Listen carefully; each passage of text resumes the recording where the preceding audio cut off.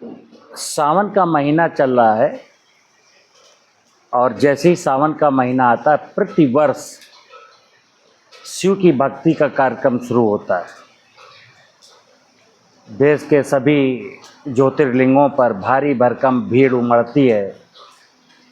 लाखों श्रद्धालु कांवड़ लेकर के और नदियों के किनारे जा कर के नदियों का पवित्र जल ला करके शिव मंदिरों में चढ़ाते हैं। एक परंपरा है, मैं अक्सर कहता हूँ कि हमारी सनातन संस्कृति में जितनी भी परंपराएं हैं उन परंपराओं के पीछे का एक मकसद है। हमने उस मकसद को समझने में मतलब उस परंपरा के पीछे का जो मकसद है उसको समझने का प्रयास नहीं किया और परंपराओं का निर्वहन करते चले गए। ये जो सावन का महीना है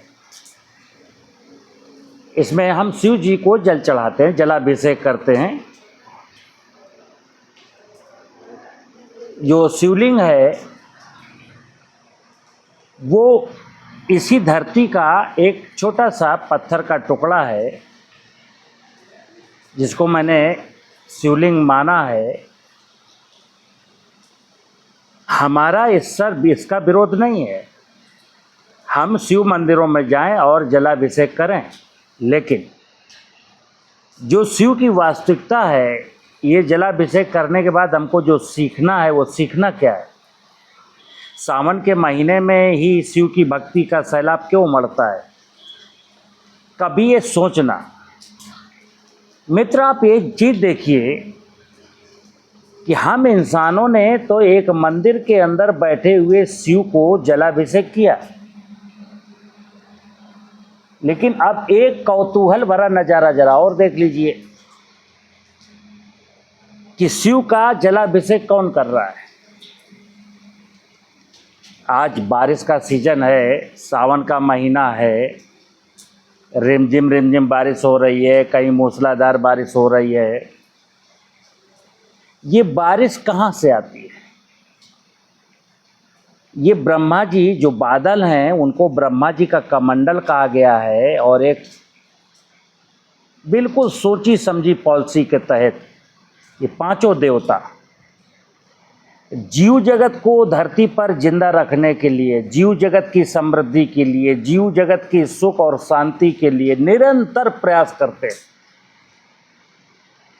अब हम लोगों ने तो एक मंदिर के अंदर रखे हुए शिवलिंग को जलाभिषेक किया, लेकिन ब्रह्मा जी संपूर्ण धरती पर, संपूर्ण शिव के शरीर पर जलाभिषेक कर रहे हैं और एक दिन नहीं कर रहे। ये जलाभिषेक 3 महीने 4 महीने तक चलेगा। क्यों चलेगा ये समझना है, केवल हमको इतना है। मित्र, अभी बारिश प्रारंभ होने के पहले आप देख रहे थे रबी की फसलें तो मार्च में कट गई थीं, फिर अप्रैल मई जून मैंने देखा है धरती बिल्कुल वीरान पड़ी है, कहीं हरियाली नहीं है। जैसे ही बारिश शुरू होती है ये धरती हरियाली से ढक जाती है, आच्छादित हो जाती है। अब ये 3 महीने लगातार जलाभिषेक क्यों होता है? क्योंकि धरती में पिछले रबी के सीजन में खेतों में, जंगलों में जितना भी बायोमास था वो सब सड़ करके कार्बन बन जाए। जब कोई चीज़ सड़ती है तो सड़ी हुई वस्तु को मैं कहता हूँ विष है जो शिव पीते हैं। शिव का भोजन क्या है? विष, यानी कचड़ा। अब शिव की व्यवस्था क्या है कि शिव के अंदर, यानी शिव के बहुत सारे गण हैं, शिव ने विषपान किया, कार्बनिक पदार्थ गीला हुआ और उसको अन्यत्र अनेक जीवों ने उसको खाया, जिसमें सूक्ष्म जीवाणु भी है। फिर उन्होंने कुछ निकाला उसका नाम हुआ जीवांश। यानी कि बारिश के दिनों में एक प्रॉपर जो चीज़ें डिकम्पोज हुई, डिकम्पोज होने के बाद माइक्रोबियल एक्टिविटी फास्ट हुई और जीवों ने खाया, जीवों ने अपने शरीर का समर्पण किया। नेचुरली डेथ होती है, नेचुरली मरते हैं, और फिर वो वनस्पतियों का भोजन बना और पूरी धरती हरी हरी हो गई। सावन में चारों तरफ हरियाली ही हरियाली है। क्यों है? ये जो हरियाली है, ये जो नाना प्रकार की वनस्पतियों ने जन्म लिया, ये माँ पार्वती का स्वरूप है। अब ये देखिए व्यवस्था कितनी है कि समुद्र से पानी इवेपोरेट हुआ, सूरज की अनुकंपा से आकाश मार्ग से ऊपर गया, बादल भी आकाश में हैं, बादल समुद्र के ऊपर बने, लेकिन वायु देवता ने उनको डिस्ट्रीब्यूशन किया और पूरी धरती का जलाभिषेक हुआ और बहुत ढेर सारी वनस्पतियाँ हो गईं। क्यों? क्योंकि साल भर धरती पर रहने वाले प्रत्येक जीव को भोजन मिल सके। ये एक व्यवस्था है। अगर मैं ये जलाभिषेक करूं कि नदी से पानी लाऊं और शिवलिंग में चढ़ाऊं, इसके साथ साथ अगर इस परंपरा के पीछे का मकसद जानूं, तो जब शिव बाबा के ऊपर विष्णु जी के कमंडल का जल गिर रहा है, इतना खूबसूरत, इतना बड़ा जलाभिषेक हो रहा है जिससे पूरी सृष्टि का कल्याण होना है, अगर वो बात मैं समझ जाऊं और इस जलाभिषेक को ठीक से होने दूं, हालांकि हो रहा है। पानी मित्र मनुष्य इस धरती का सबसे सुंदर रचना है, माली कहा गया ये। अगर मैं ये कांवड़ यात्रा में नदी से जल लाना, शिवलिंग को चढ़ाना और साथ साथ ये तो एक भाव हो गया, भाव, लेकिन एक कर्म है। कर्म क्या है कि इस बारिश में इतना पानी बरस रहा है, तुमको कितने पानी की ज़रूरत है, साल भर एक योजना बनाइए और ये पानी खेतों में, जलाशयों में रोक लीजिए।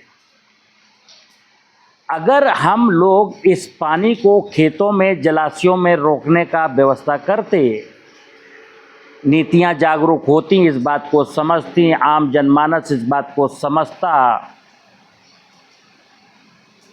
तो नदियों में आने वाली जो बाढ़ है ना, इतनी भयंकर, उसका जो स्वरूप विकराल होता जा रहा है, वो बाढ़ का स्वरूप हम मिनिमाइज कर सकते थे। मित्र जान लीजिएगा, मैं जब नेचुरल फार्मिंग की बात करता हूँ ना, तो मैं हमेशा कहता हूँ कि पंच महाभूत का विज्ञान समझना है। एक शांति कुंज का गाना है, चलेंगे ऐ जगत जननी तुम्हारे ही इशारों पर, ना है चिंता कि डूबेंगे या पहुँचेंगे किनारों पर। मनुष्य का काम है कि हे जगत जननी। अब जब जगत जननी है तो क्या है? इस जगत को रचने वाली व्यवस्था, इस जगत को चलाने वाली व्यवस्था कौन है? ये जो धरती के ऊपर हम जब आंख उठाते हैं ऊपर, तो आकाश दिखता है, सूरज दिखता है, रात में चंद्रमा दिखता है, तारे दिखते हैं। फिर ज़मीन में जब नज़र डालते हैं तो पहाड़ दिखते हैं, झरने दिखते हैं, नदियाँ दिखती हैं, तालाब दिखते हैं, ढेर सारी वनस्पतियाँ दिखती हैं, खूबसूरत धरती दिखती है। यही तो जगत जननी है। अगर इस जगत जननी को, इस जगत जननी के जो इशारे हैं कि बारिश का पानी हो रहा है, इसको रोकना है, बारिश के दिनों में नाना प्रकार की पक्षियों ने वृक्ष रोपे, उनको बढ़ने देना है, तो ये इशारा अगर मैं समझ जाऊंगा ना, तो मझधार में नहीं डूबूंगा। ये जगत जननी हमको किनारे ही लगाएगी। हमको किनारे लगना है कि मुझको मझधार में डूबना, ये चिंता हमारी नहीं है, ये जगत जननी की चिंता है। जगत जननी का मतलब है कि भगवान की चिंता है, परमात्मा की चिंता है, देवताओं की चिंता है, नदियों की चिंता है कि मनुष्य किनारे पर लग जाए। मैं मित्र केवल परंपराओं के निर्वहन से कुछ नहीं होगा, हमें आज परंपराओं के पीछे का जो ओरिजिनल मकसद है उस मकसद को खोज निकालना है। क्योंकि जाने अनजाने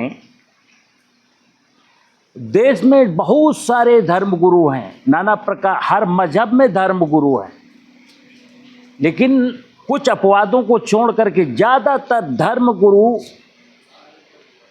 अपने स्वार्थ, अपने लालच में लीन हैं। हमको जीवन का सत्य, ईश्वर का सत्य, भगवान का सत्य, सनातन का सत्य, सत्य का सत्य बताना नहीं चाहता कोई। क्यों? क्योंकि उनका जो व्यापार है, उनका जो धंधा है वो बंद हो जाएगा। परमात्मा ने अपनी संपूर्ण किताब का एक एक पन्ना आपके सामने खोल करके रखा है। आँख दिया है, ठीक से देखो, कान दिए हैं, ठीक से सुनो, और दिमाग दिया है, उसको ठीक से समझने का प्रयास करो। परंपराओं के निर्वहन से अगर किसी का कल्याण होता तो आज दुनिया में हर व्यक्ति अपने अपने मजहब के आधार पर भगवान की, अल्लाह की, गॉड की इबादत में, पूजा में, प्रार्थना में लगा है। फिर कोलाहल क्यों है? फिर मनुष्य के जीवन में नाना प्रकार के संकट क्यों हैं?